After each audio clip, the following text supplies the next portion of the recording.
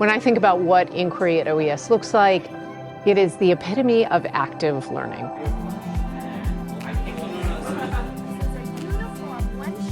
In any classroom that you go in at any time, you will see kids exploring. You will see them actively engaging with their peers and with their teacher. I think in inquiry-based education, one of the biggest differences is that a student sees themselves as the learner and they know where to go get the knowledge. They're not relying on somebody else to bestow that to them.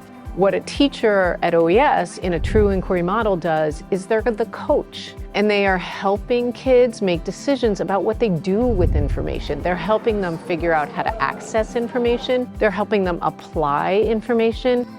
You're putting them in that problem-solving role. You're putting them in the driver's seat to be like, I'm figuring this out. And it is so impactful to watch how that flips a kid's feeling of independence and just feeling of like, I can do this. Even at the pre-K level, what you will see are kids making choices in the classroom. They are deciding independently with guidance how they're going to reach a goal for that day. They're problem solving in collaborative ways. They are learning to advocate for themselves. They're learning about the power of reflection. You're thinking about it as a cycle, as an iterative cycle. I'm exploring, connecting ideas, creating something, and then that final stage of reflection. You take the time to sit down and think about what happened. I could try something, have it not work out, and figure out, why didn't it work? Where did I go awry? What did I learn from doing that I can apply to the next time that I do it?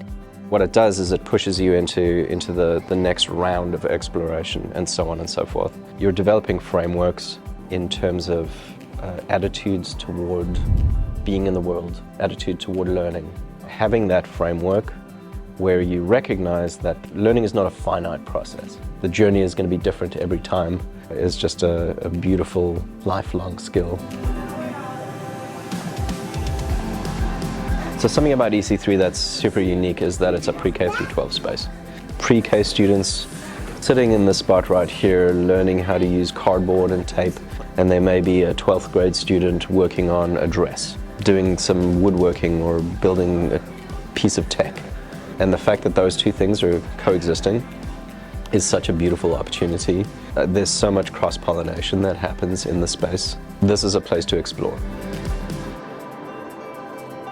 The Vark Tank project was inspired by a really popular TV show, and they actually go through the entire engineering design process. And they start by figuring out what they're interested in making and how it would solve a real-world problem. We've had a different focus this year. The focus will be on climate change, where students have to create a product that can either combat or reduce the impacts of climate change. So this really aligns with Inquiry at OES because it really embodies the spirit of a kid getting to bring their passion into the classroom. They stand up in front of that audience and you see this kid like blossom. Every kid's unique gift really comes out. When we talk about our essential competencies, we look at them as aspirational goals. So when a kid leaves, after they've been at our OES program, they are leaving as empowered citizens.